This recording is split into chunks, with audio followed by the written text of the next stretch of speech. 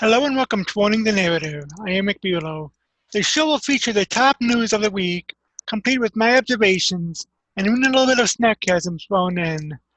The top news stories will be taken from my morning news briefings that I write on the Rick Bulow New Media blog every weekday morning. If you go on to like what you see, smash that thumbs up button. And now, let's go right into the news. The impeachment of former President Donald Trump is taking place in a week, and there were already two new lawyers on the Trump team. This coming from my good friends over at the Epoch Times. It says Trump names two new lead lawyers for Impeachment Defense Team by Janita Khan. Former President Donald Trump on Sunday named two attorneys who will lead his impeachment defense legal team. The two lawyers who will represent the former president in the upcoming Senate trial are David Schoen, an attorney from Alabama, and Bruce Kessler Jr., a former prosecutor in Pennsylvania. This comes a day after media reports, citing anonymous sources, said an earlier group of attorneys from South Carolina were no longer participating in the defense. South Carolina-based lawyer Butch Bowers had previously been tapped to lead the president's legal team, but parted ways over differing opinions on in the direction of the defense segments, the report said. Other lawyers on the team who left were Deborah Barbier and former federal prosecutors Greg Harris, Johnny Gasser, and Josh Howard. The Epoch Times reached out to the lawyers for confirmation about their departure. Jason Miller, a Trump advisor, confirmed the reports of a reshuffle on Saturday evening, saying that the final decision on our legal team has not yet been made. On Sunday, Trump's office released a statement saying that Schoen and Kessler would now lead the team, and that Schoen has already been working with Trump and other advisors in preparing for the upcoming trial. It is an honor to represent the 45th President, Donald J. Trump, in the U.S. Constitution, Schoen said in the statement. The new team has about 1 week to strategize what direction it will take in the defense. Opening arguments are scheduled to begin the week of February 8th. Republicans have been uniting around the argument that the Senate impeachment trial of a former president is unconstitutional, a question that has sparked a heated debate among legal scholars and lawmakers. Democrat efforts to impeach a president who has already left office is unconstitutional and so bad for our country. In fact, 45 senators have already voted that it is unconstitutional, Miller said in the statement. On January 26, Senator Rand Paul, Republican of Kentucky, raised a point of order on the Senate floor, forcing the chamber to take a stance on the constitutionality of the upcoming proceedings. The Senate ultimately voted 55-45, meaning the trial will go ahead, but it also revealed that nearly half the chamber is of the view that the proceedings are unconstitutional. Kessler said the upcoming trial is expected to test the strength of our Constitution. The strength of our Constitution is about to be tested like never before in our history. It is strong and resilient, a document written for the ages, and it will triumph over partisanship yet again and always, he said in a statement. Kessler previously served as a Solicitor General and Acting Attorney General of Pennsylvania. The Democrat-controlled House on January 13 voted 232 to 197 to impeach Trump on a single article of impeachment, alleging that the president incited a quote-unquote insurrection that caused a U.S. Capitol breach on January 6. The impeachment was completed in a single 7-hour session and has been criticized by the Republicans for its expediency and lack of due process.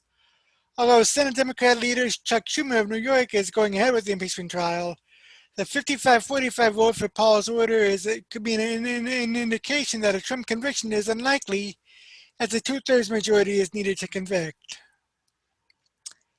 And that right there is true. I mean, the Constitution explicitly says 2/3 to convict, and and conviction means removal and disqualification. I'll get into more on that tomorrow on how this is totally unconstitutional.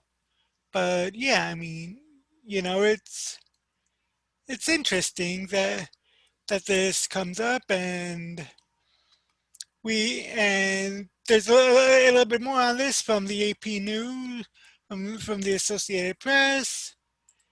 says Trump names 2 lawyers for Impeachment Defense Team.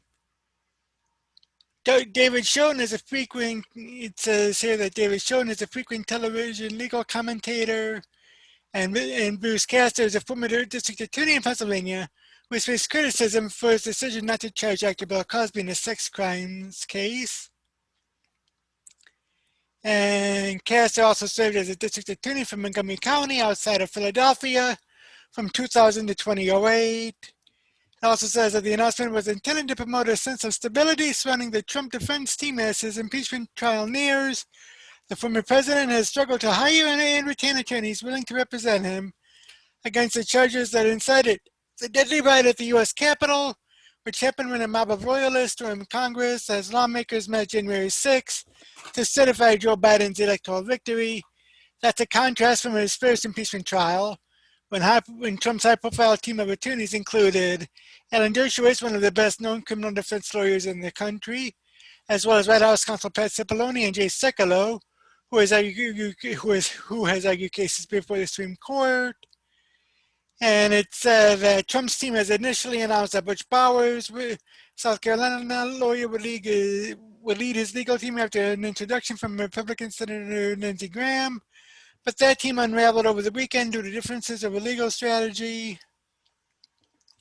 One person familiar with their thinking said Bowers and Deborah Barbier, another South Carolina lawyer, left the team because Trump wanted them to use the defense that relied on allegations of election fraud, and the lawyers were not willing to do so. Republicans and aides to Trump, who is the first president to be impeached twice in American history, have made clear that they intend to make a simple argument in the trial. Trump's trial, scheduled for the week of February 8th, is unconstitutional because he is no longer in office. The Democrats' efforts to impeach a president who has already left office is totally unconstitutional and bad for our country, Trump advisor Jason Miller has said. Many legal scholars, however, say there is no bar to an impeachment trial despite Trump having left the White House. One argument is that state constitutions that predate the U.S. Constitution allowed impeachment after officials left office. The Constitution's drafters did not specifically bar the practice. And it says that Castor, who was elected district attorney of Pennsylvania's third most populated county, decided against charging Cosby in a 2004 sexual encounter. He ran for the job again in 2015, and his judgment in the Cosby case was a key issue used by him against the Democrat who defeated him. Castor said that he personally thought Cosby should have been arrested, but that the evidence was not strong enough to prove the case beyond a reasonable doubt. And in 2004, Castor ran for state attorney general unsuccessfully.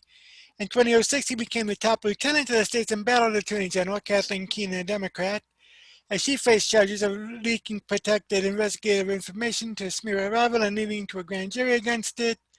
She was convicted, leaving Castor as a state's acting attorney general for a few days. Schoen met with financier Jeffrey Epstein about joining his defense team on 6 trafficking charges, just days before Epstein killed himself in a New York jail. In an interview with the Atlanta Jewish Times last year, Schoen said he had also been approached by Trump associate Roger Stone before Stone's trial about being part of the team, and that he was later retained to handle his appeal. Trump commuted Stone's sentence and then pardoned him.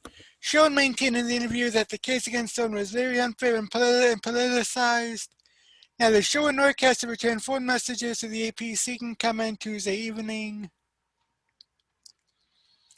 And with more on this from the Washington Examiner, let's see, Schoen has over 30 years of legal experience in a number of states, according to his bio. He's primarily focused on the litigation of civil and criminal cases before trial and appellate courts.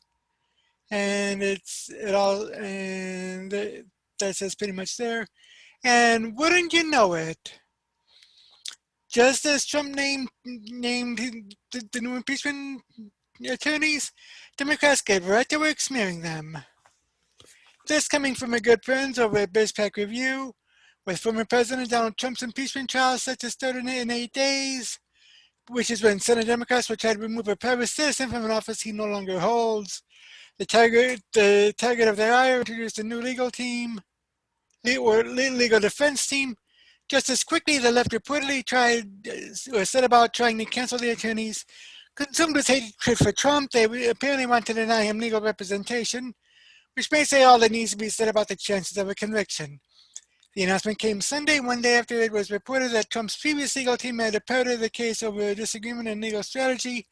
According to CNN, Trump wanted the attorneys to argue that there was mass election fraud and that it was stolen for him rather than focus on proposed arguments against constitutionality.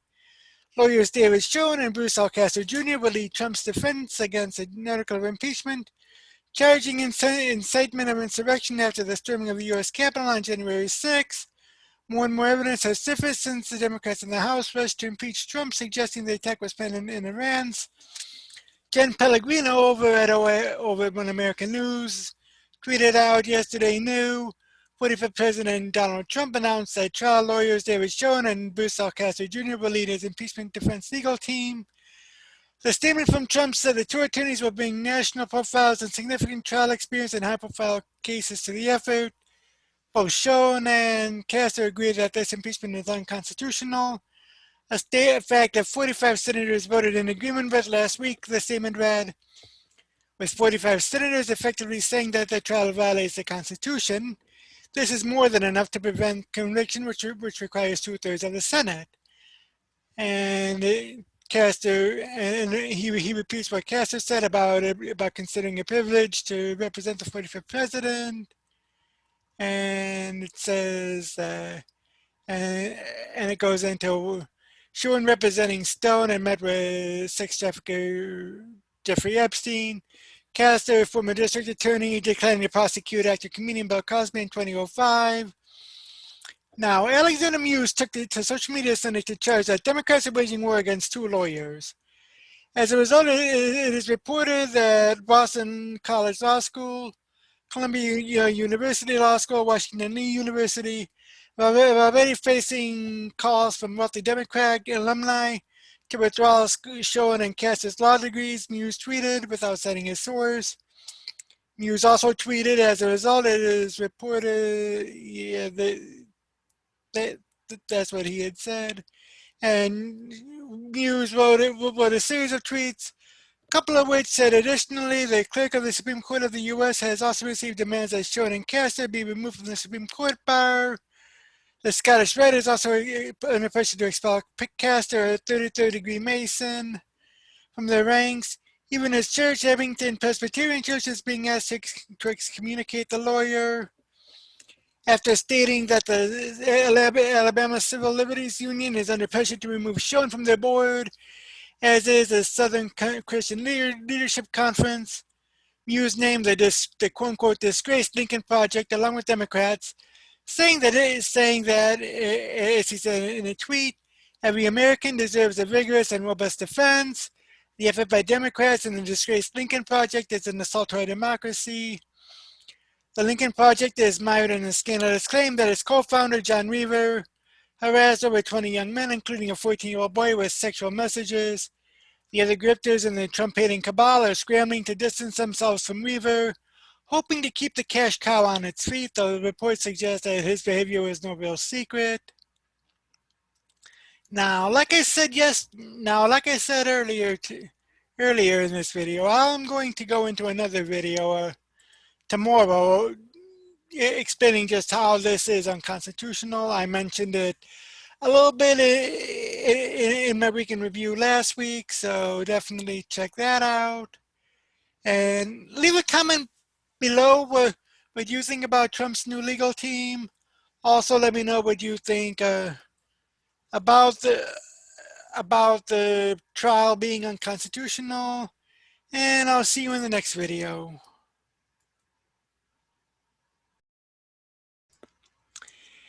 In 6 days, the impeachment trial of citizen Donald Trump, former president, is scheduled to begin. However, it is totally unconstitutional, as Rand Paul pointed out on the Senate floor. This from thefederalist.com by Thomas Asik.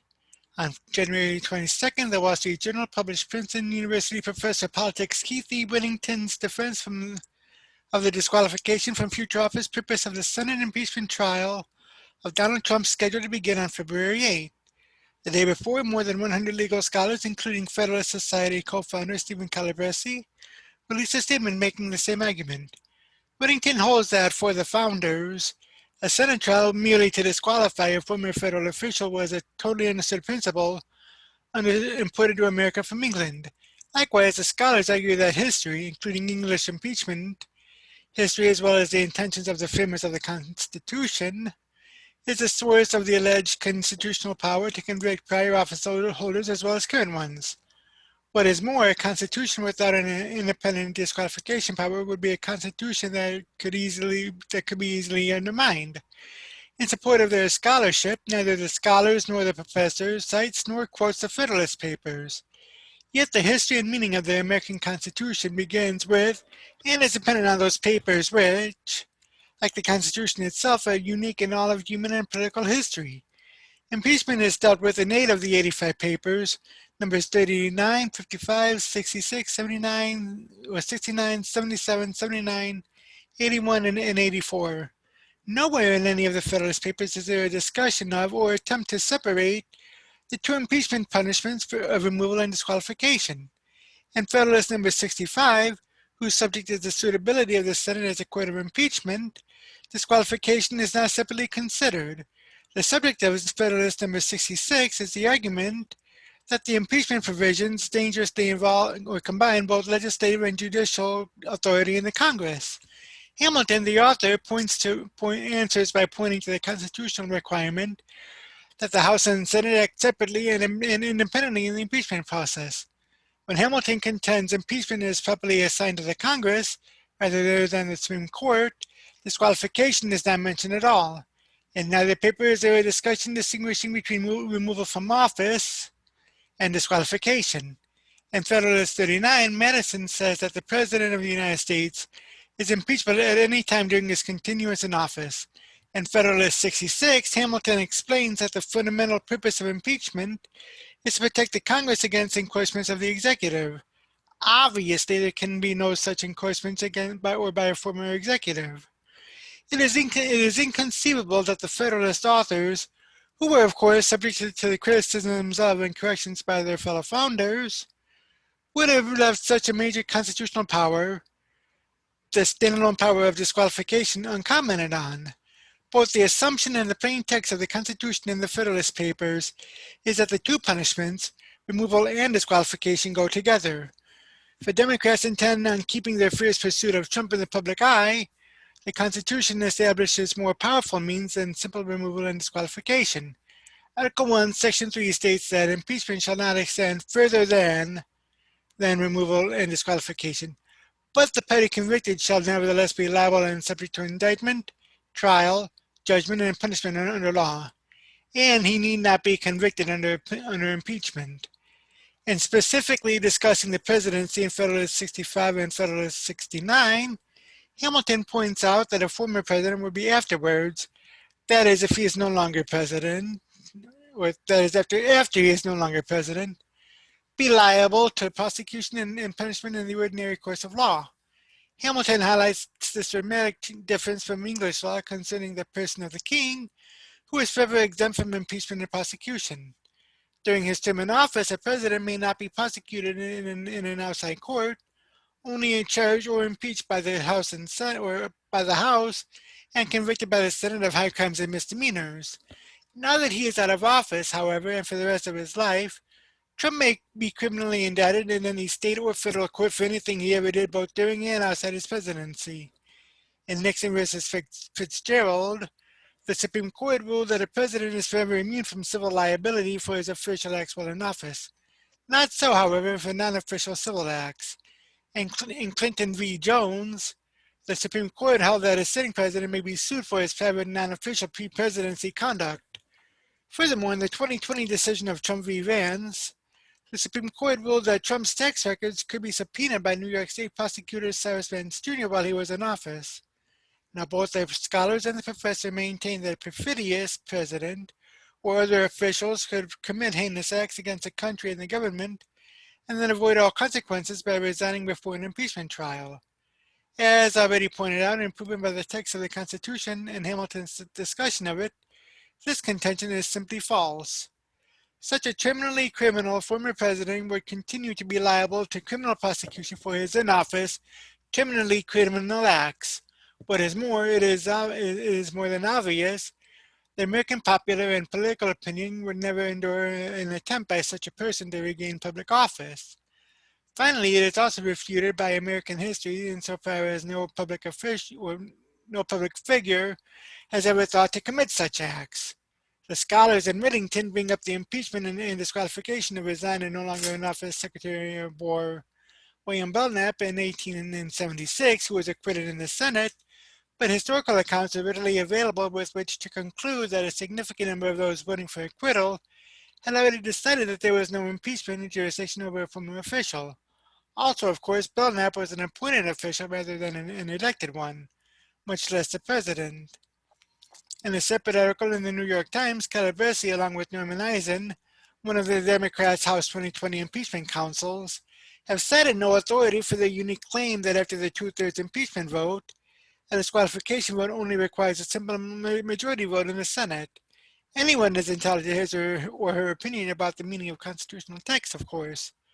Scholarship, however, requires something more. And that's the article there. So I find it interesting that Essex brings that up, and of course at the end it says that scholarship requires something more. So I mean, I'm thinking that hopefully, knock on wood, the president's new legal team, which that I mentioned yesterday, will try and bring this up, and hopefully bring this whole thing to an end. But of course, everything is coming apart as the speech of the incitement case against Trump is crumbling. This coming from my good friends over at Legal Insurrection. By the way, this was published on Sunday. On January 5th, 2021, an unknown individual placed 2 pipe bombs in Washington, D.C.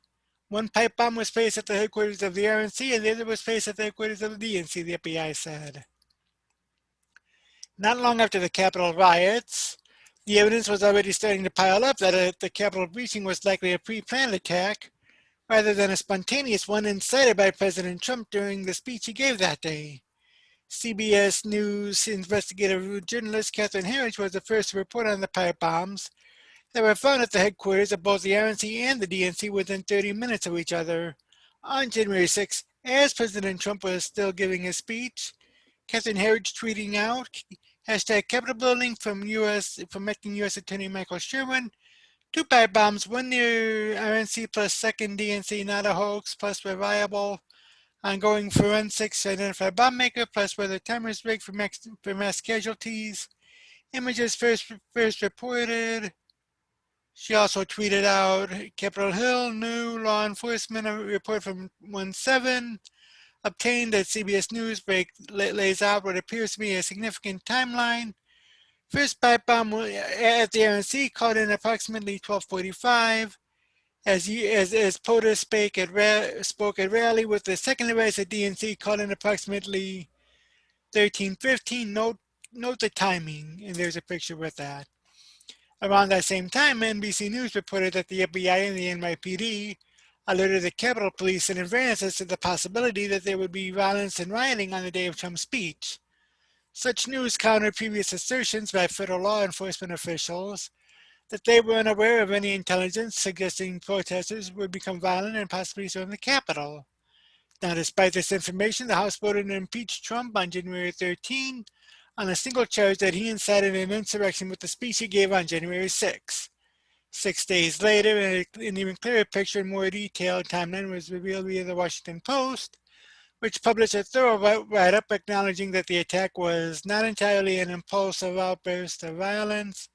The piece ran with the headline, self-styled militia members plan on storming the Capitol or U.S. Capitol days in advance of the January 6 attack.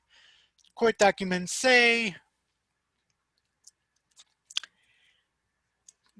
the arrest this weekend of several people with alleged ties to the far-right extremist groups, including the Oath Keepers, the Proud Boys, and the 3%ers, suggested that the riot was not an entirely impulsive outburst of violence, but an event instigated or exploited by organized groups.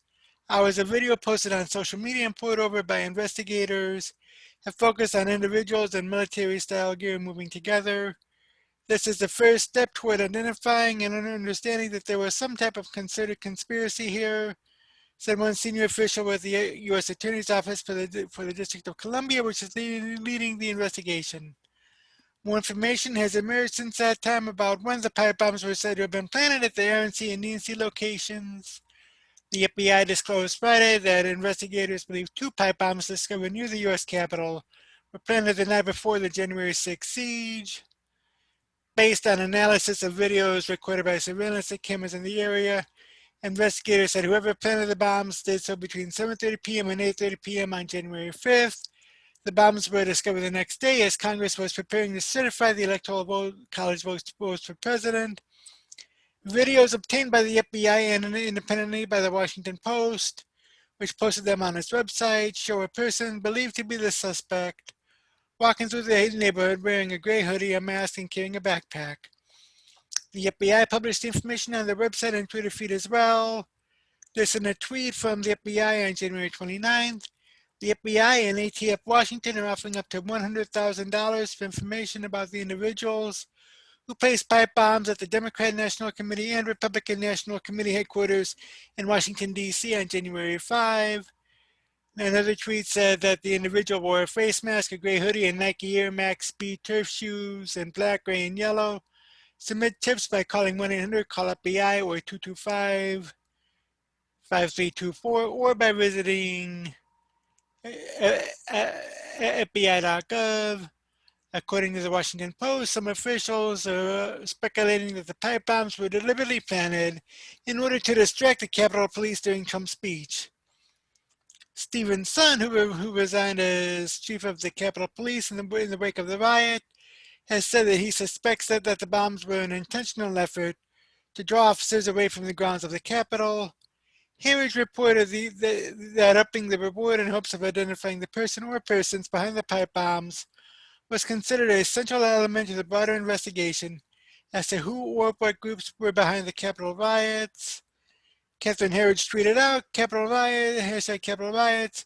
FBI ups reward to $100K for intel about individuals behind pipe bombs discovered outside RNC plus DNC 1-6, likely planted before 1-5. Does large reward reflect investigative priority or few actionable leads? And there's a video to that. Now, with the Senate impeachment trial just days away, all of this information puts a big dent in the incitement case against Trump.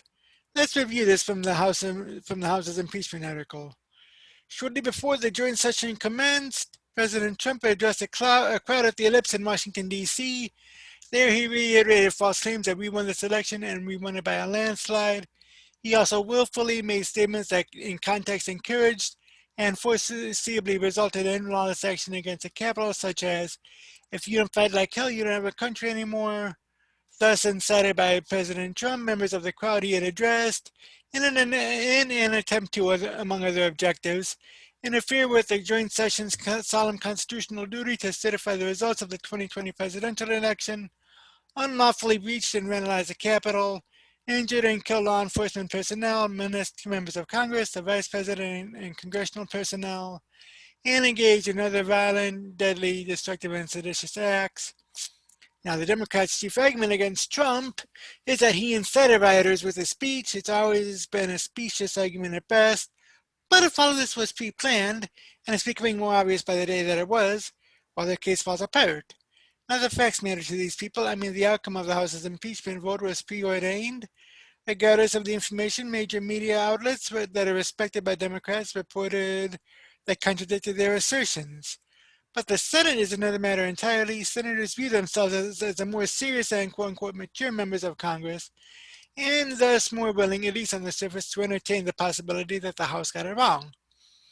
After the Senate's vote last week on the constitutionality of holding a Senate trial after the president has left office, it's clear that the vast majority of Senate Republicans are not going to go along with the Pelosi and Schumer games, but will some Democrats, like Senator Joe Manchin of West Virginia and or Senator Kirsten Sinema of Arizona, join Republicans in putting a stop to the farce in the light of the growing amount of violence that shows the riots at the Capitol were pre-planned. Stay tuned. And yeah, so it'll be interesting to see just what happens come February 8th, which is this Monday. And I know that I'm definitely gonna try and keep tabs on that. And of course, and of course we have one of Trump's new impeachment lawyers calling out Senate Dems, saying that the ex-president has no chance for a full and fair trial. This coming from FoxNews.com. David Schoen, one of the two attorneys who will represent former President Donald Trump in his Senate impeachment trial this month, told Hannity on Monday that Senate Democrats have already determined that Trump is guilty of the charge laid against him. Schoen told host Sean Hannity that in his view, this process is completely unconstitutional, and it is a very, very dangerous road to take in respect to the First Amendment, putting at risk any passionate political speaker, which is really against everything we believe in this country. I think it's also the most ill-advised legislative action that I've seen in my lifetime, he added. It is tearing the country apart at a time when we don't need anything like that. The trial, which is scheduled to begin February 9, will be presided over by Senate President pro tempore Patrick Leahy, Democrat of Vermont, rather than Supreme Court Chief Justice John Roberts. Can you imagine any American citizen considering it to be a trial in which the judge and jury has already announced publicly that the defendant must be convicted in this case? Sean asked. And in fact, Senator Leahy called on, demanded that Senator McConnell vote for a conviction also. How can we possibly have a fair trial? Chuck Schumer and Senator Schumer promised a fair and full trial. You can't, when you know that the jurors and the judge are biased going in. Schoen added that the impeachment managers, led by Representative Jamie Raskin, Democrat of Maryland, plan to play montages of violent behavior during the January 6th Capitol and try to tie that to Trump. This has nothing to do with President Trump, and the country doesn't need to just watch videos of riots and unrest, Schoen said. We need to heal now. We need to move forward. And Schoen definitely has a point there. So, who knows what'll happen with that. And most of the Republicans are tethered to Trump, but they do have ample impeachment risks, as is pointed out by the good people over at the Washington Examiner. Still tethered to Trump, Republicans have ample impeachment risk. This by W. James Antle III, politics editor. As former President Donald Trump's second impeachment trial approaches, Republicans find themselves confronting a dilemma on how closely tied they should remain to the polarizing figure who departed the White House last month. Now, while Democrats face their own impeachment quandary, how much political capital should they spend on a Senate trial for a president who is already out of office at the expense of enacting a COVID-19 relief package and other items on President Biden's legislative agenda? It is beginning to dawn on Republicans that Trump might not let them rely on constitutional process arguments and advocating for his acquittal. 45 Senate Republicans have already voted in favor of dismissing the House's charge that Trump incited an insurrection when he addressed supporters who later stormed the Capitol to protest certifying the election results on January 6. Their reasoning is that it is unconstitutional to use the impeachment process against a former president. By the way, 5 GOP senators voted with the chamber's Democrats that doing so is constitutional. The vote signaled that some GOP lawmakers rumored to be open to convicting Trump, such as Senate Republican leader Mitch McConnell, could in fact vote to acquit him. It would be difficult to support Trump's conviction after going on record as saying that his trial violates the Constitution. Senator Rand Paul, the Kentucky Republican who raised this point of order, described impeachment as dead on arrival. But Trump, who has already dismissed and replaced the legal team that intended to concentrate on these constitutional questions, appears desirous of a more vigorous defense. This may include relitigating his claims that the 2020 presidential race was rife with voter fraud that swung the race to Biden. The courts found Trump's election results to be without merit. The majority conservative Supreme Court, including 3 Trump nominees, did not even hear a case challenging the results. And Trump's own Justice Department said there was no evidence of fraud sufficient to alter the electoral outcome back when it was still under Trump-appointed leadership. There's no getting around it, said one Republican operative. This could be a real nightmare. Such a defense would make it difficult for Republican senators, many of them personally incensed at Trump's conduct on January 6, to acquit Trump. Only a handful of GOP members of the upper chamber voted to uphold objections to various Biden-won states' electoral vote tallies. A poll taken last month by the Public Religion Research Institute found that 57% of voting age adults blamed Trump and conservative media platforms that spread conspiracy theories and misinformation for the attack on the Capitol, which left 5 people dead. The Senate trial, described by former federal prosecutor and commentator Andrew McCarthy as a trap, may force Republicans to alienate further these voters or their own base, among whom Trump remains popular. The question, as always, is whether Republicans have bled away all of their voters repulsed by Trump's conduct in office, or if there is still room to fail. I think there is still room to fail, said political strategist Rory Cooper, who served as communications director for former House Majority Leader, House Republican Leader Eric Cantor. We're seeing unprecedented drops in Republican voter registration in a number of key states across the country. Imagine what it takes to be motivated to go change your voter registration 2 years out from the next election. Republicans will continue to do fine with self-identified Republicans, but that slice of the pie is getting smaller. Now, this is not unfamiliar territory for Republicans. In Trump's last Senate trial, many GOP lawmakers prefer to point out that the military aid to Ukraine that was at the center of the impeachment inquiry was ultimately released without the investigation into Hunter Biden that the then president requested. Some plan to concede that the ask was inappropriate, but in the end consequential and not illegal. Yet Trump wanted his perfect phone call with Ukrainian leadership to be actively defended on the merits. The Senate, then controlled by Republicans, acquitted Trump. Now Democrats cling to a race with the majority thanks to Vice President Kamala Harris's tie-breaking vote. But 17 Republicans would need to join all 50 Democrats to convict Trump. The former president completed his term and could not be removed from office, but a conviction could pave the way for a congressional vote to bar him from running again in 2024. There will be a desire by some to put the entire Trump era on trial, but Trump's opponents should not give him that luxury, Cooper said. If this becomes about whether you like Trump or not, then we'll get Republican votes we saw on the last procedural vote, and that will be that. But if the trial sticks whether Trump intentionally incited events on January 6th and worse, did nothing to help protect his own vice president and members of Congress for hours during the insurrection, then we may see more Republicans vote against him, and even some of his own supporters could live with the outcome. A Senate trial could also hold together Capitol Hill Democrats, who had divided on a number of issues but unified in opposition to Trump while splitting Republicans. Biden has also had some difficulty in finding his splitting post-Trump, and impeachment could give him more time to do so. Trump will enter his trial with far looser ties with the GOP's governing class than during his first one, giving the party less certain cues about how to move forward. I'm still thinking this one through, said one longtime Republican strategist.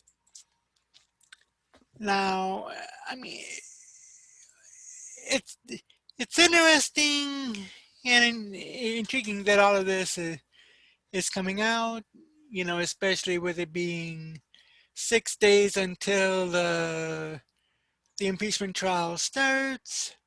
So I'll be bringing more on this in the days to come. Also, in the comment section below, let me know what you think about Trump's impeachment trial. Also, let me know what you think if this impeachment trial is constitutional or not. And also, what do you think about the new le- legal team Trump has, and if you think that this is all going to blow up in the Democrats' face. And I'll see you in the next video.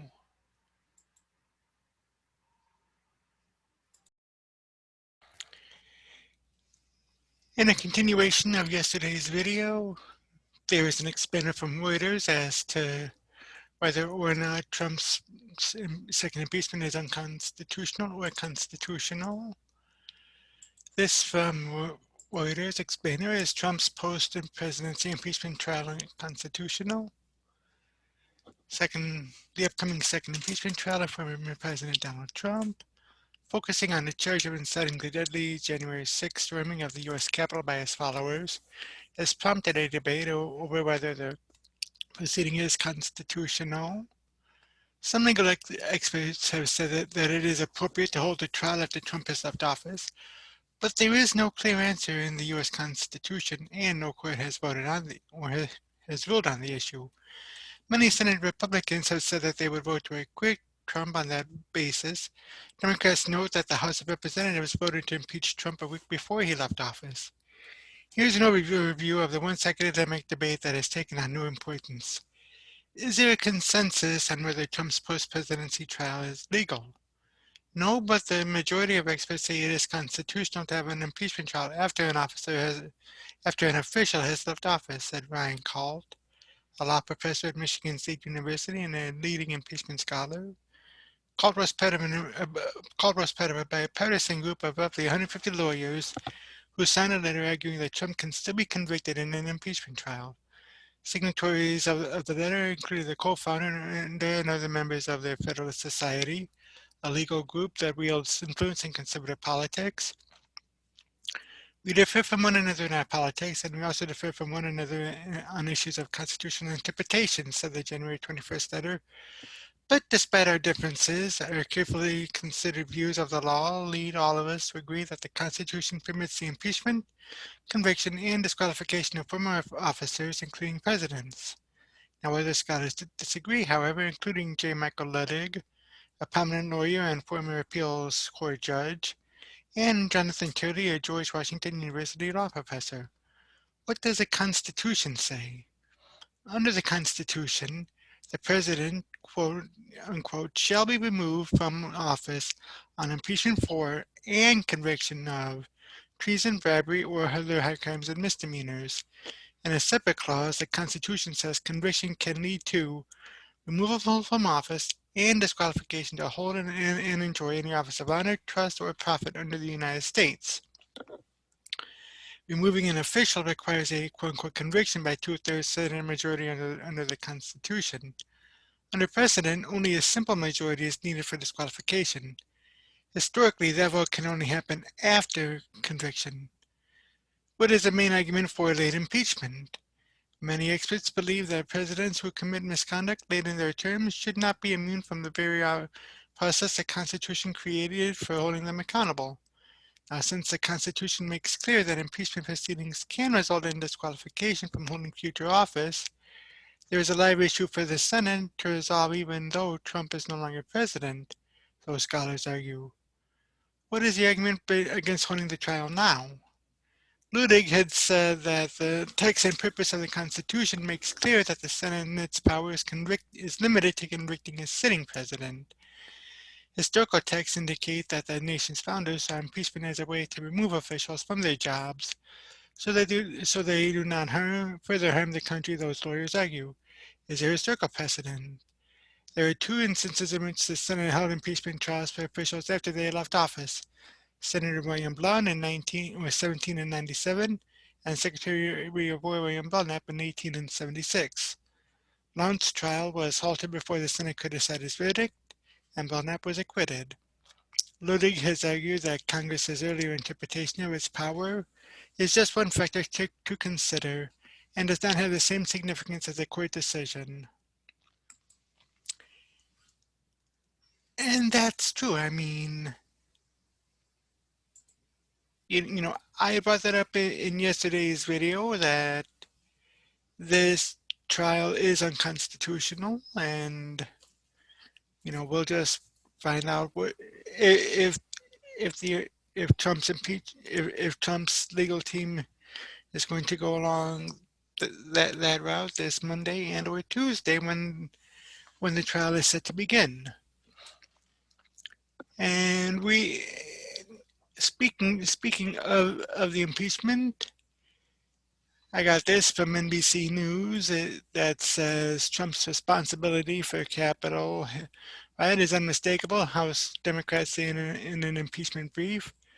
House impeachment managers filed a memorandum Tuesday for the Senate impeachment trial of former President Donald Trump, laying out in the clearest terms why they believe Trump committed impeachable offenses and must be barred from holding or running for federal office again.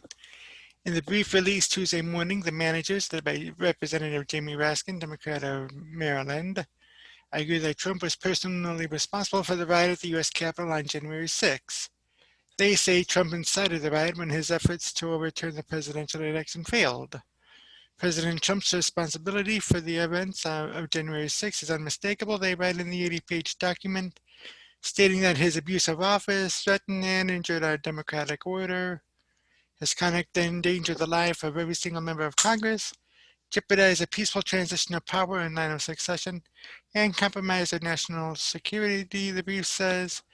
This is precisely the sort of constitutional offense that warrants disqualification from federal office.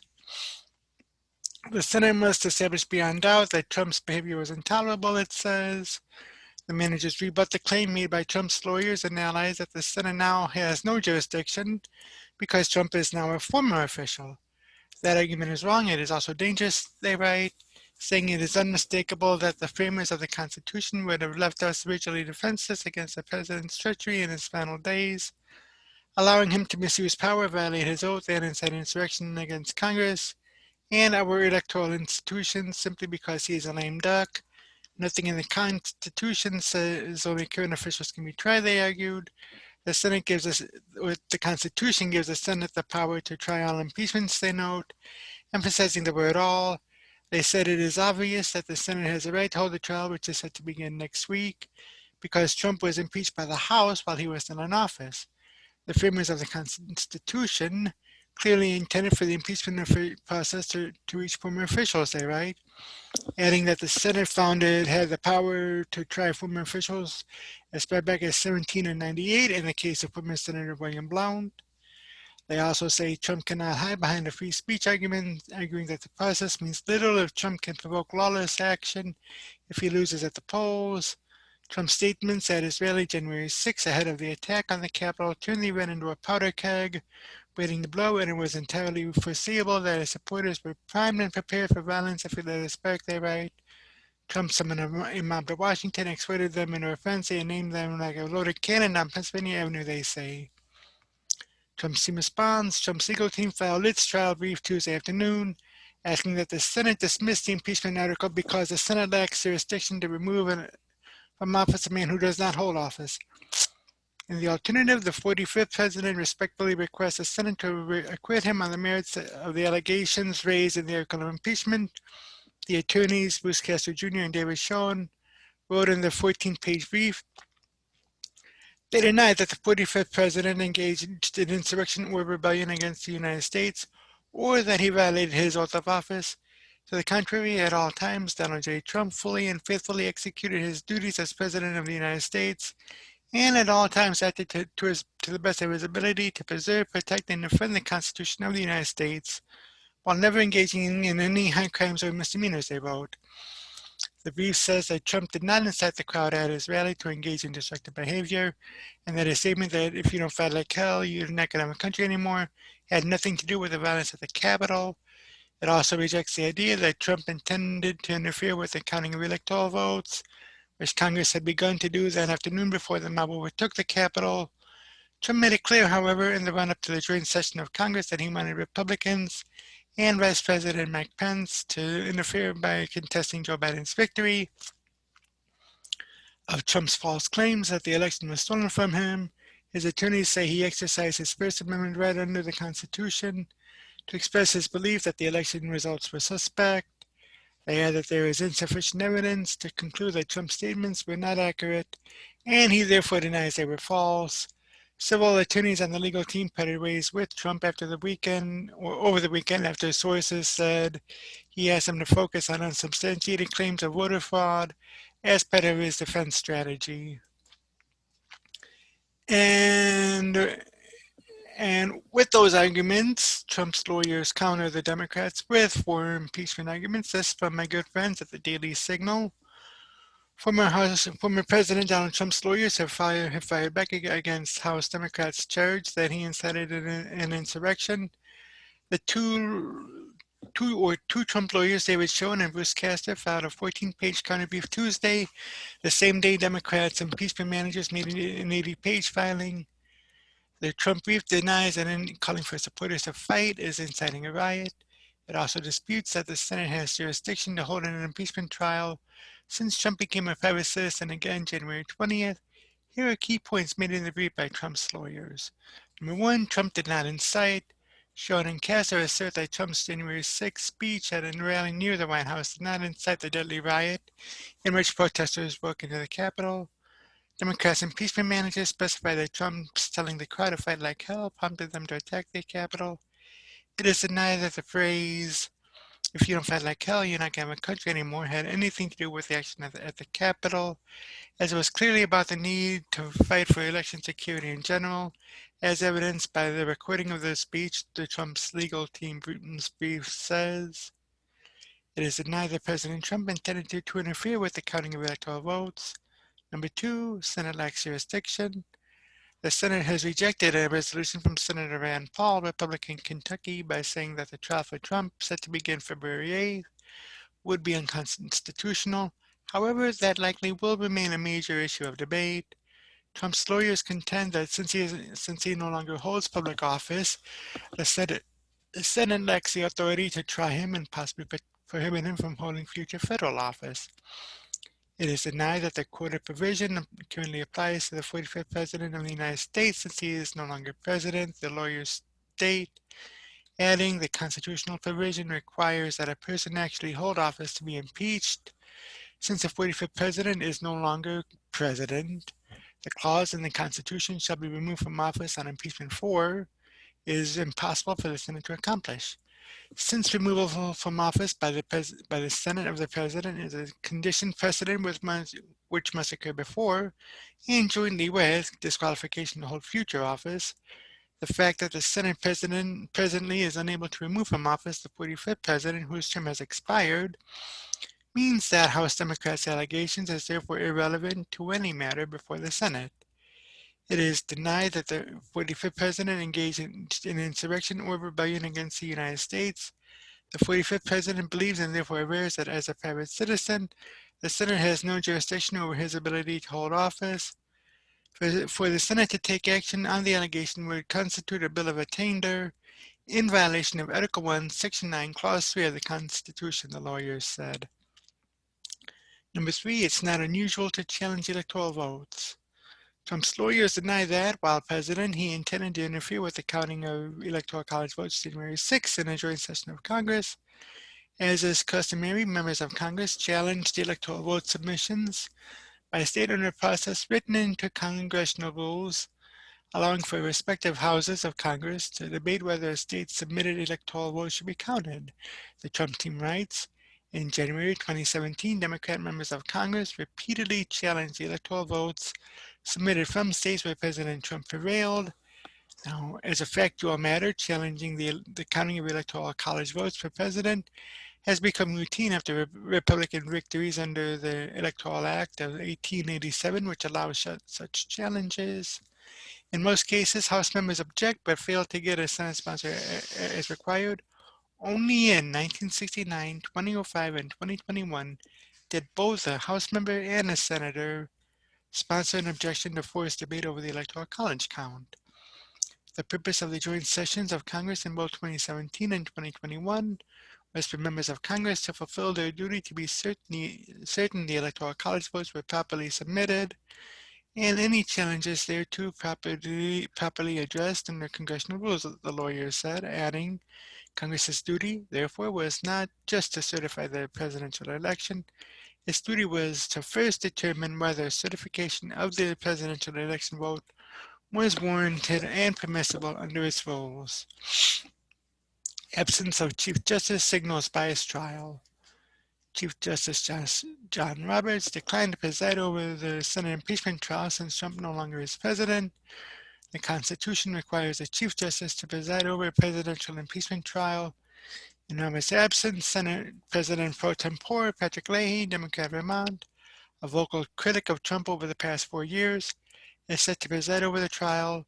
Leahy voted to convict and remove Trump from office in the first impeachment trial early last year.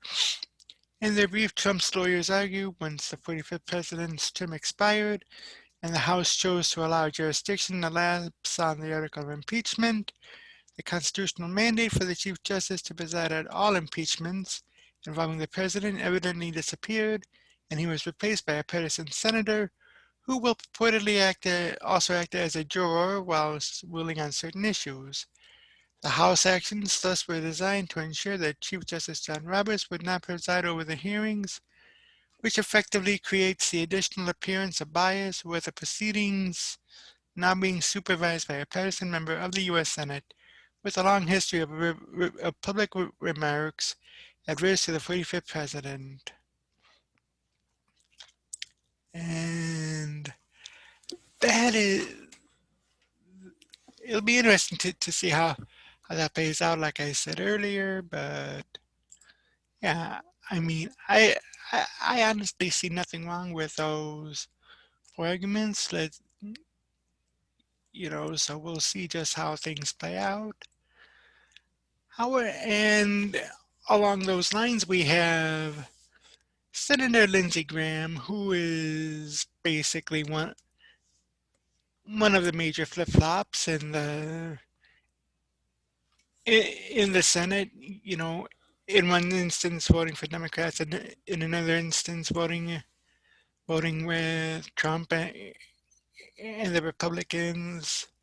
Many people call him a Republican in name only, but he did bring up a good point here. This coming from The Blaze. Lindsey Graham threatens Democrats if you call even one witness for impeachment trial, we'll open up Pandora's box. Republican Senator Lindsey Graham of South Carolina warned Democrat colleagues Monday night that if they decide to call even one witness in the Senate's upcoming impeachment trial against former President Donald Trump, they'll be opening up Pandora's box. Last month, the Democrat-controlled House voted to impeach Trump a second time for incitement of insurrection after a mob of his supporters stormed the U.S. Capitol on January 6 while Congress was in session. The process has now moved to the Senate, where a trial is set to begin next week.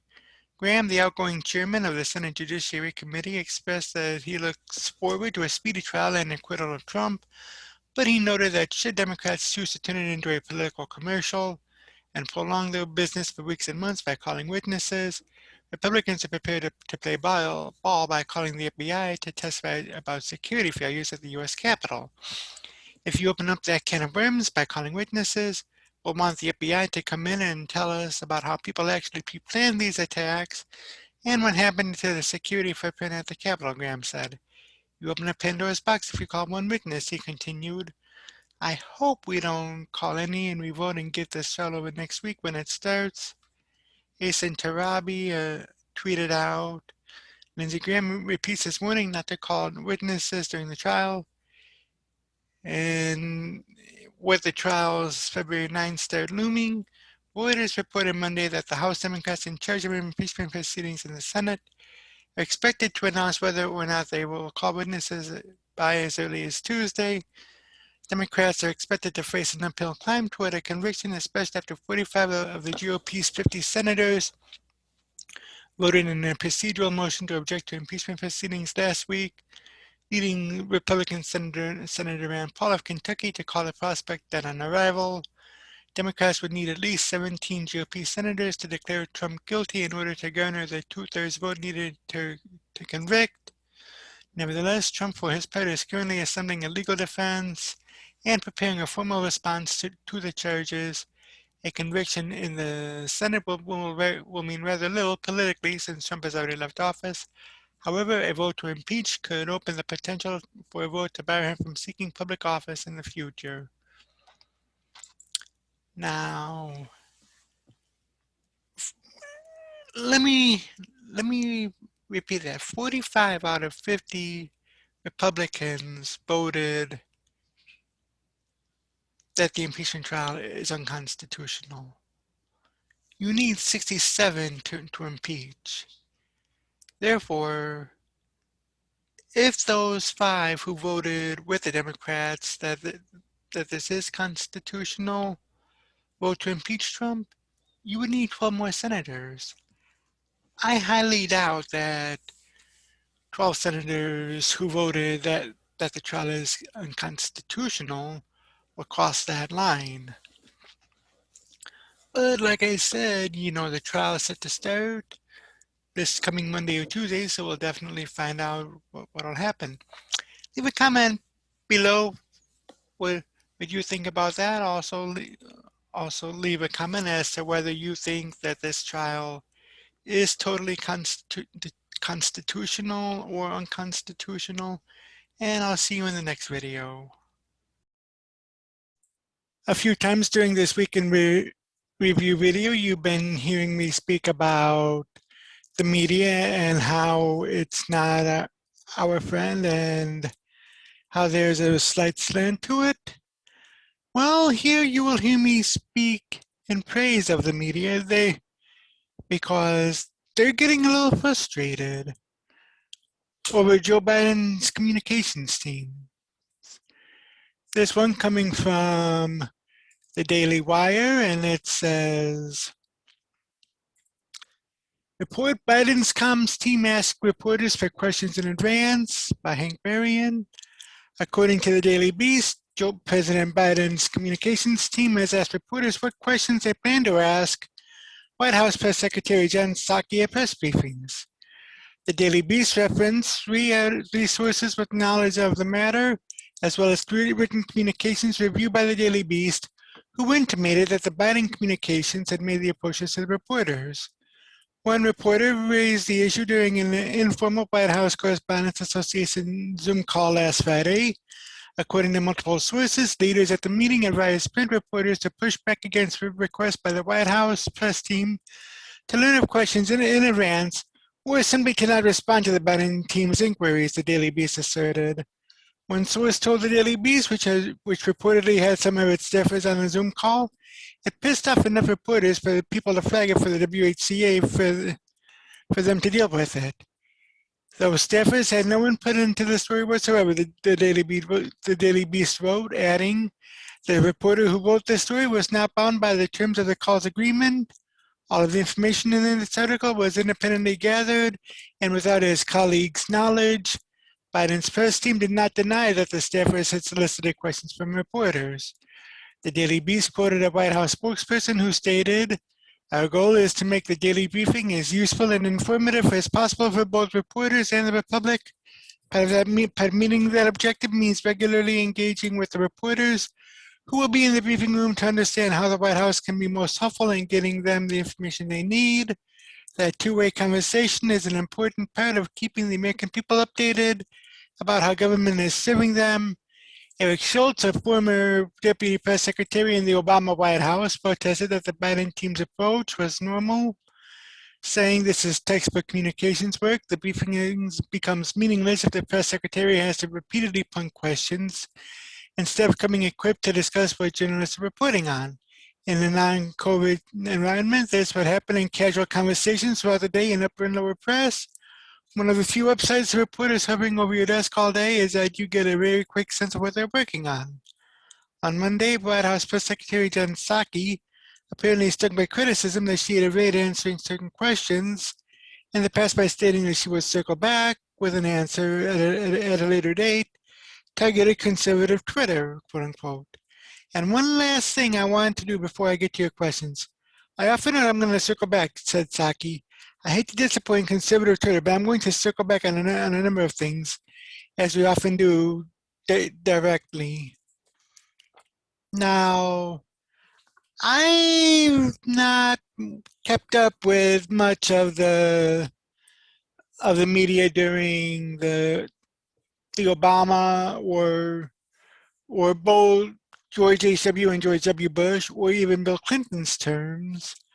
However, from what little I do remember, I don't recall anywhere them asking reporters for questions in advance.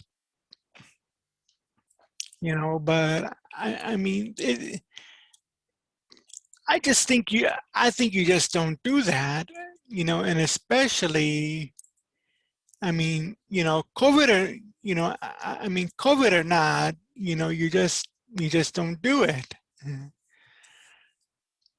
I mean, I mean, eh, I mean, basically, to me, it's kind of like, you know,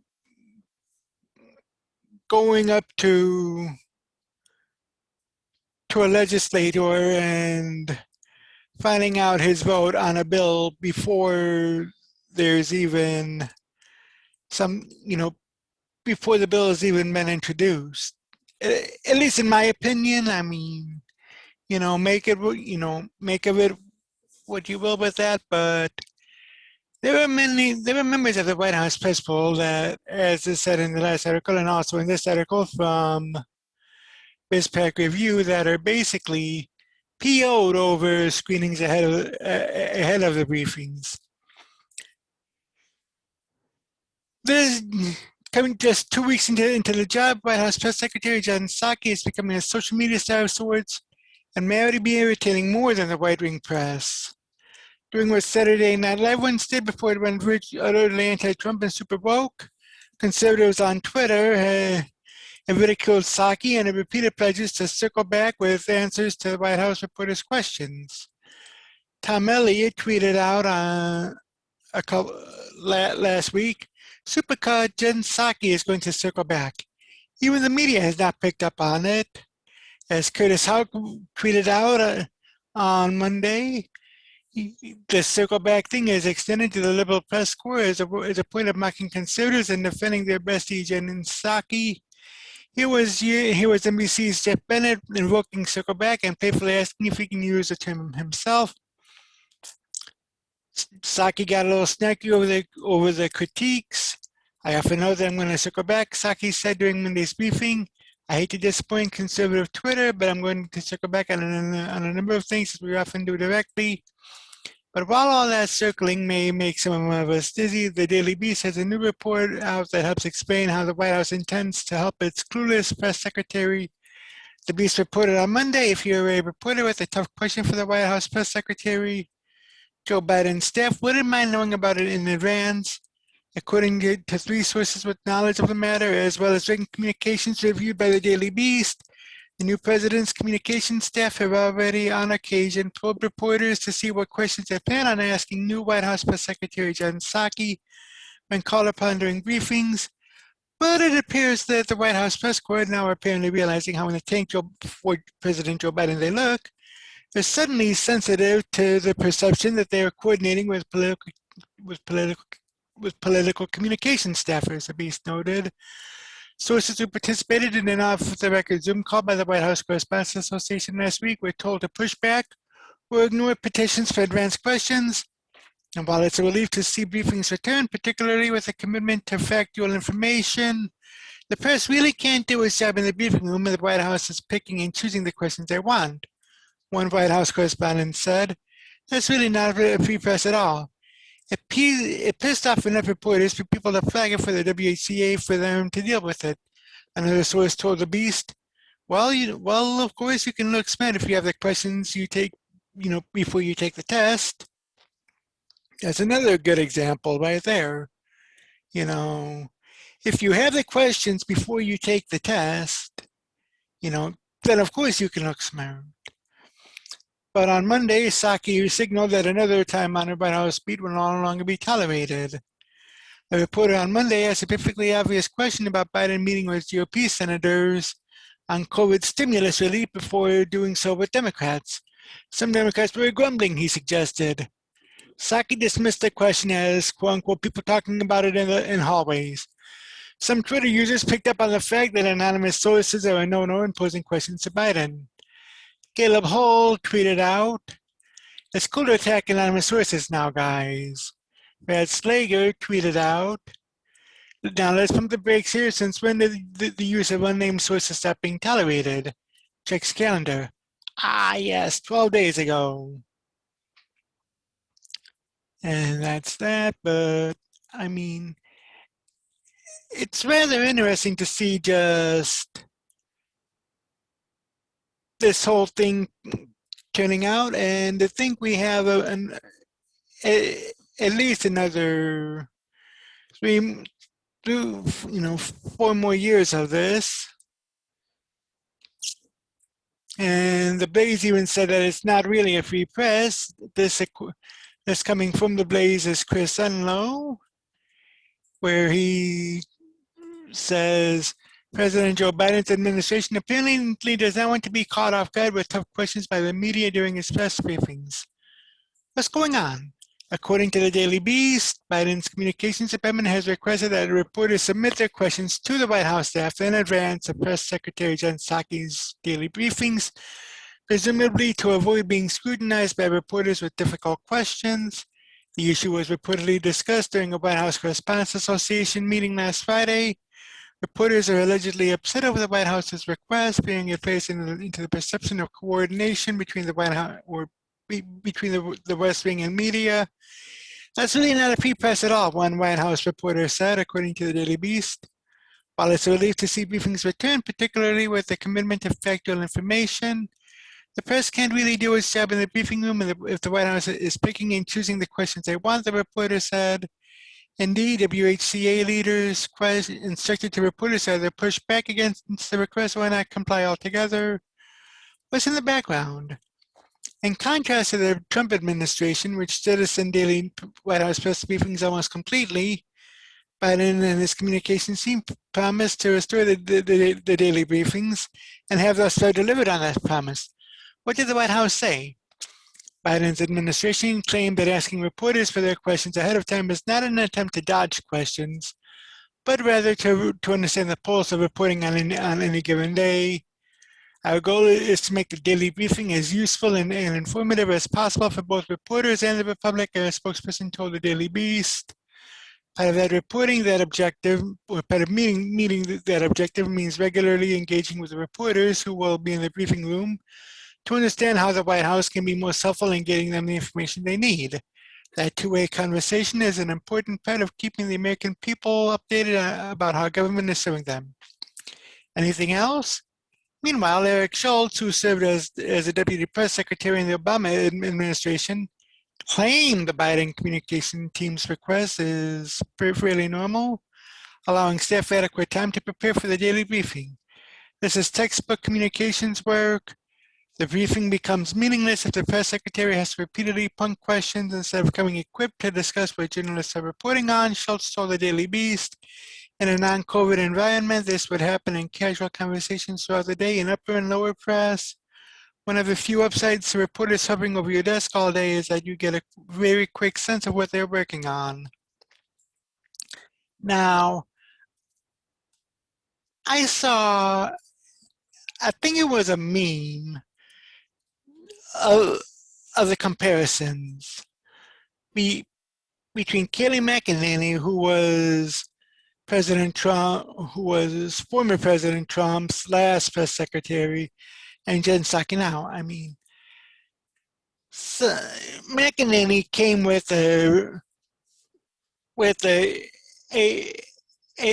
notebook, I want to say about this thick, or even this thick, full of notes on different topics that had been thoroughly researched on everything that the media is probably going to ask. And yet you have Jen Psaki, who's like, let me get back to you on that. Let me get back to you on that. To me, and like I said, and this is just my opinion, getting back to doing the research after the question had been posted, I don't think it is a decent and good way to do that. I mean, just come in advance with, you know, with stuff from the West Wing. But anyway, this this coming from White House dossier and Rebecca Koffler. White House asking to know questions for Psaki in advance. This is amazing. White House Press Secretary Jen Psaki doesn't want to be surprised by the straight, tough questions she might get. Generally, she is peppered with what does the president think about this type of query, as opposed to the why did the president do this kind of question Donald Trump's press secretaries got. But that's not enough. She needs to know what else might be coming. Meanwhile, President Biden has taken about 6 questions in his 2 weeks as president, which is literally the number Trump took before lunch every day. According to the Daily Beast, if you're a reporter with a tough question for the White House press secretary, Joe Biden's staff wouldn't mind knowing about it in advance, according to 3 sources with knowledge of the matter, as well as written communications reviewed by the Daily Beast. The new president's communications staff have already on occasion probed reporters to see what questions they plan on asking new White House Press Secretary Jen Psaki when called upon during briefings. The request prompted concerns among the White House press corps, whose members, like many reporters, are sensitive to the perception that they are coordinating with political communication staffers. When reporter raised the issue during an informal White House Correspondents Association call last Friday, according to multiple sources, leaders at the meeting advised reporters to push back against requests by the White House press team to learn of questions in advance or simply to not respond to the Biden team's inquiries. While it's a relief to see briefings return, particularly with a commitment to factual information, the press really can't do its job in the briefing room if the White House is picking and choosing the questions they want. One White House correspondent said, "That's really not a free press at all. It pissed off enough reporters for people to flag it for the WHCA for them to deal with," another knowledgeable source said. Now here's 6 thoughts on White House asking to know questions about Psaki in advance. Number 1, while it's a relief to see briefings return, particularly with a commitment to factual information, the press can't really do its job in the briefing room if the White House is picking and choosing the questions they want, one White House correspondent said. I suppose the answers to reporters' questions aren't as free and open if known in advance. I find it funny that reporters keep using factual with this information. Number 2, it should come as no surprise. This is what Russia's Czar Putin does. He gets all questions beforehand. The Biden regime is adopting many tactics employed by dictatorial regimes. The reporter who said in part the press really can't do its job in the briefing room should not be complaining. He and his colleagues are not doing their job anyway. If they were, they would be asking tough questions and not general softball questions. We are stuck with the Biden regime, which, in my opinion, they obtained through a regular election. Number 3, another thought about this. How many questions is the administration giving select reporters or making them amend their questions to form a certain narrative? Number 4, I was waiting for official word like this about the senile Biden regime and all the scripted questions Biden really took during the 2020 campaign, sad face. So this is why there were no challenging or in-depth questions that are asked about the senile Biden regime to stuck up Psaki. Once again, I can think of dozens of better questions to ask or yell at the TV every day than any of these moron, biased, weak-willed, so-called journalists of this useless White House press corps. Sad face. How can you prepare Biden's teleprompter without knowing the topics of concern? Can let Jen circle the drain of incompetence every day? And that's what I mean, like I said a few minutes ago, Kayleigh McEnany came with a binder or notebook about this thick, full of notes and possible answers to possible questions. I think that is what a good press secretary does. Because press secretaries have the ear of the president and chief of staff almost all the time. So that's what they should. So that's what should happen all the time. Is press secretary goes into the briefing, should have a notebook, and just listen to the question and just find out, okay, what topic does this fall under? As simple as that. But let me know in the question, or let me know in the comment section below what you think about this, and I'll see you in the next video. The second impeachment trial of former President Donald Trump is slated to begin on Monday or Tuesday, and there's going to be a little bit of a wrinkle to it. This coming from townhall.com. And Trump's Impeachment Defense Team could get an unlikely addition. This by Beth Bauman. One of President Donald Trump's greatest allies in Congress, Representative Matt Gaetz, Republican of Florida, on Wednesday said he would be willing to resign from Congress in order to join Trump's defense team in the upcoming Senate impeachment trial. There were some of us who checked to see where we could be the ones to go defend Donald Trump in the Senate because we would be honored, and the word we got back from House Ethics is that we could not, as sitting members of the House, go and defend him in the Senate. Gaetz explained on the War Room Pandemic podcast with host Steve Bannon, would you step down from Congress? Would you resign in order to defend the president in the way you want to defend him, Bannon asked. Gaetz said that although he loves being in the House and representing his constituents, he would be part of Trump's defense team if he was asked. I view this cancellation of the Trump presidency and the Trump movement as one of the major risks to my people, both in my district and all throughout this great country, Gaetz explained. Absolutely, if the president called me and wanted me to go defend him on the floor of the Senate, that would be the top priority in my life. I would leave my house seat. I would leave my home. I would do anything I had to do in order to ensure the greatest president in my lifetime. One of the greatest presidents our country has ever had, maybe the greatest president our country has ever had, got a full-throated defense that wasn't crouched down, that wasn't in fear of losing some moderate Republican senator, but was worthy of the fight that he gave to the great people of this great country for 4 years. Bannon followed up by saying he was pretty sure Gaetz's constituents would overwhelmingly support him if he decided to be part of Trump's defense team. The impeachment trial is scheduled to begin in the Senate on Monday. Now, I find that to be rather interesting, especially considering the fact that, he's just one who else might be willing to take up that mantle and do that as well. And there are a couple of articles that I have, one on Trump rejecting the Democrats' request to testify during the impeachment trial. Got 2 articles on that here. First article is from the Epoch Times. Trump lawyers dismiss request for former president to testify during impeachment trial.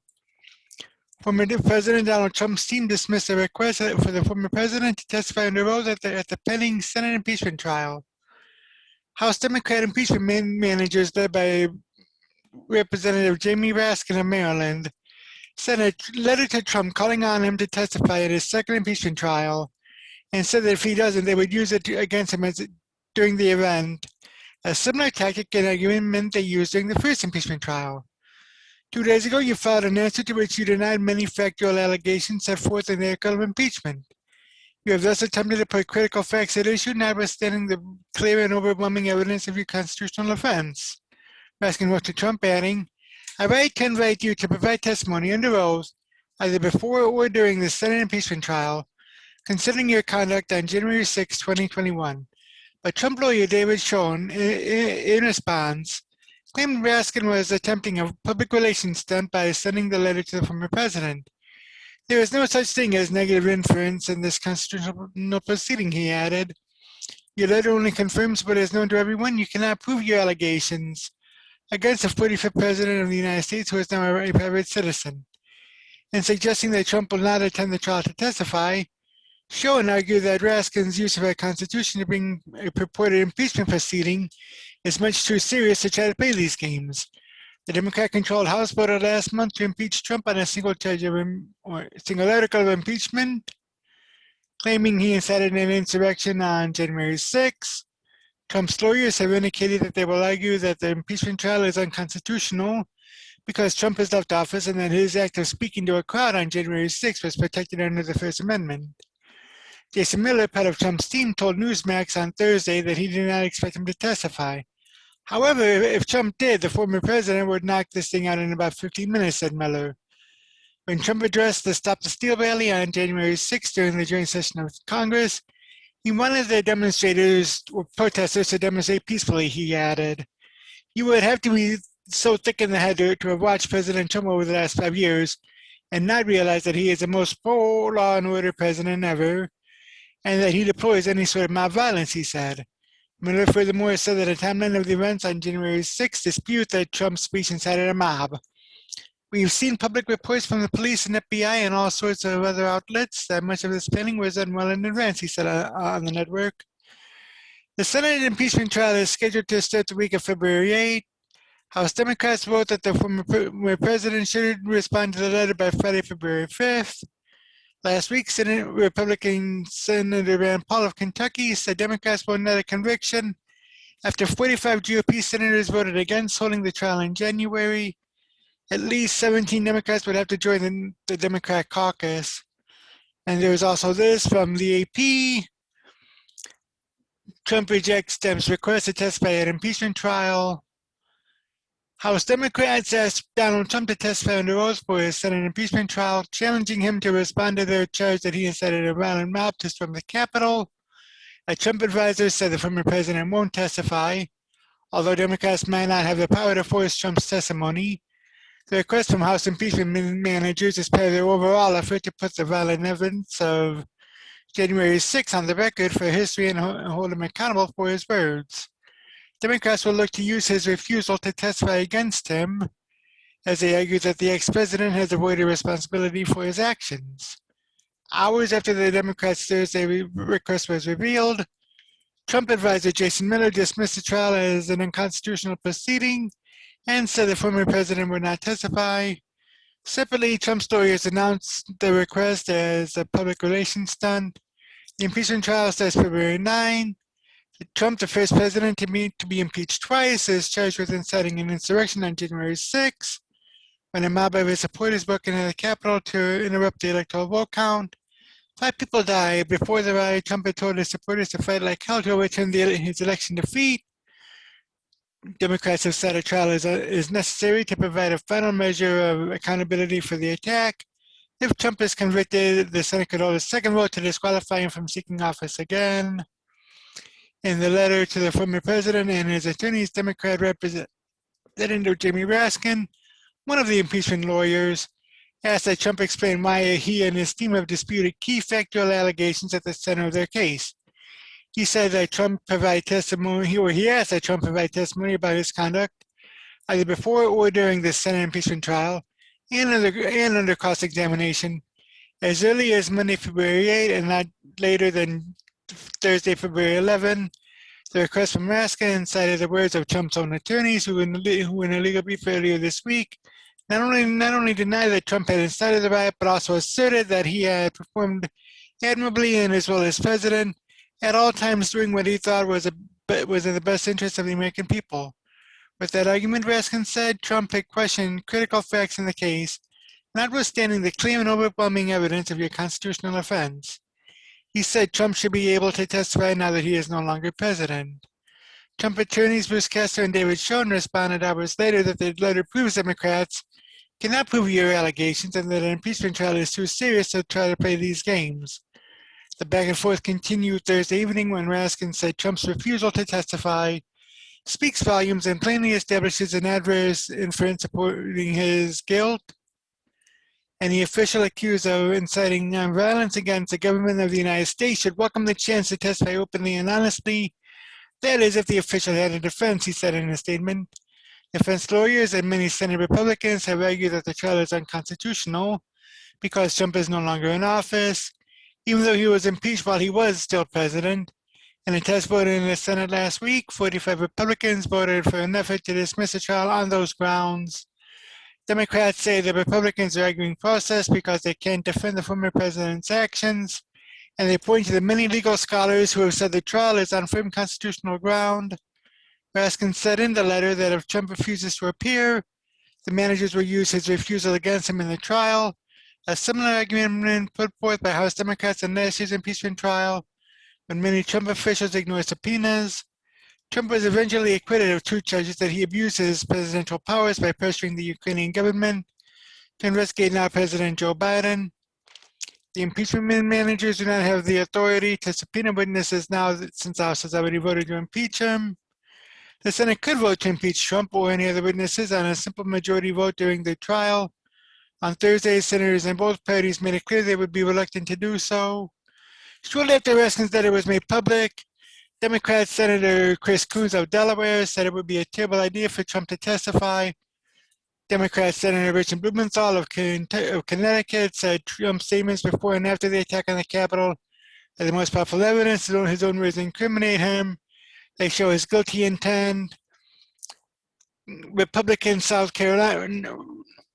Senator Lindsey Graham of South Carolina, one of Trump's closest GOP allies, said he thought that the letter was a political ploy and noted that Democrats did not invite or subpoena Trump to testify before the House voted impeachment on January 13.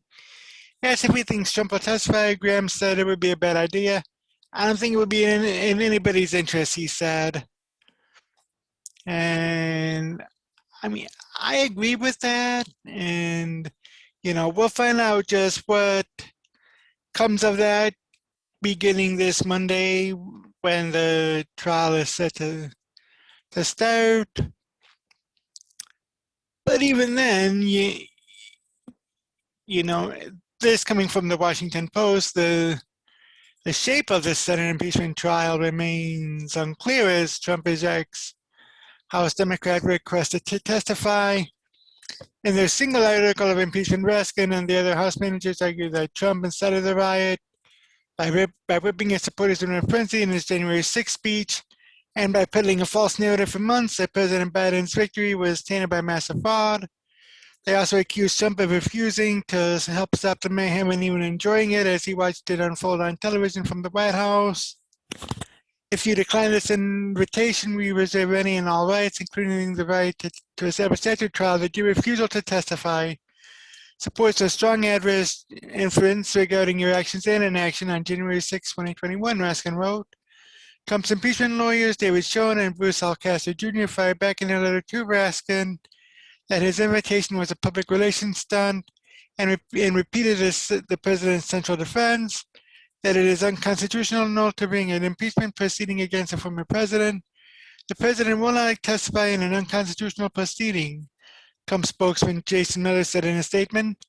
The House impeached Trump before he left office, and most legal scholars agree that a former president can be tried by the Senate even after leaving office. Other Republicans also attempted to dismiss the effort to coax Trump to testify. Republican Senator Lindsey Graham of South Carolina called it a political ploy. The gamut by House Democrats came amid lingering uncertainty about the shape of the Senate trial, which is set to begin Tuesday, and whether the 9 impeachment managers will have the opportunity to call witnesses to bolster their case. That decision will affect the scope and ambition of the trial, which will be Trump's second. House leaders have been calling for testimony from a range of eyewitnesses to the insurrection, including police officials who were injured as they fended off rioters, while lawmakers barricaded themselves in various rooms inside of the Capitol complex. Their goal to force Republicans to remember the terror and violence of that day before they vote to acquit, as a majority of them have indicated they will do so. The attack left four rioters and 1 Capitol police officer dead. 2 other officers subsequently took their own lives. But Senate Democrats as well as Republicans have been reluctant to allow witnesses because it could stretch out the trial for weeks at a time when Democrats want to focus on President Biden's agenda and Republicans want to turn the page on Trump's role in the insurrection. That decision lies with Senate Democrat leader Charles E. Schumer of New York, who has not announced whether he intends to allow a Senate vote to compel any witnesses or evidence beyond what the House managers have compiled on their own. Addressing the trial in the Senate chamber Thursday, Schumer made no mention of witnesses. We will move forward with the fair and speedy trial, he said.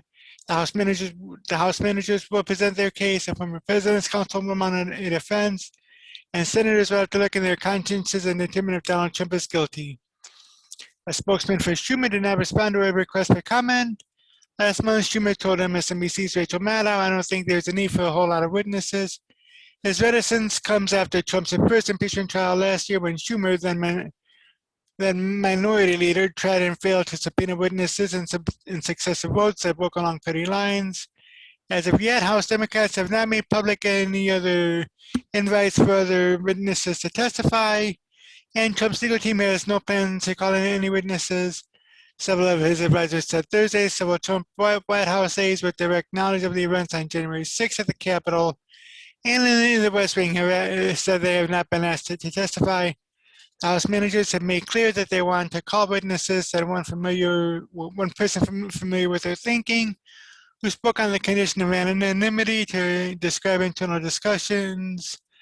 But they understand that it is a decision for Senate leaders who are hashing out impeachment rules, big and small, down to the size of the TV screens that would be allowed on the Senate floor to play video compilations of the mayhem that unfolded January 6th, a person said. Although the idea of live witness testimony was initially discussed enthusiastically by House managers, that focus has dissipated somewhat as the partisan divide in the Senate has become clear, and many senators made the case for a shorter trial, according to people familiar with the discussions. In an interview earlier this week, Democrat Representative Hakeem Jeffries of New York, chairman of the House Democrat Caucus, seemed to acknowledge the uncertainty of how the trial will unfold and how robust of a case House managers will be permitted to present. There is reason to believe that certainly a handful of Senate Republicans are going to be open to doing the right thing once the evidence is presented, which could provide possible witnesses, Jeffrey said. Let's see what takes place. White House officials are monitoring the developments, but declined to comment on Trump's potential testimony or the prospects that allowing many witnesses could prolong a trial they are seeking to move past. While top White House officials are in regular contact with Senate Democrats, they have publicly said that they are leaving all mechanics about impeachment to members of Congress. Biden has largely avoided commenting on Trump's impeachment and inclined to take a position on the terms of the trial, but he said that he believes the Senate should proceed with one, saying otherwise it makes a mockery of the system. He was impeached by the House and it has to move forward, Biden said in an interview with People that was published this week. Otherwise, it would come off as farcical. House managers believe that there is less of a need for eyewitness testimony this time because virtually the entire jury of senators and an international television audience bore witness to the alleged crime. That's one reason House Democrats have spent a great deal of time and hired an outside law firm to put together a video compilation of everything that unfolded January 6th, including Trump's remarks at his Save America rally at the Ellipse, the responses from his supporters in the crowd, their march on Pennsylvania Avenue, and the violent and frenzied invasion of the Capitol itself.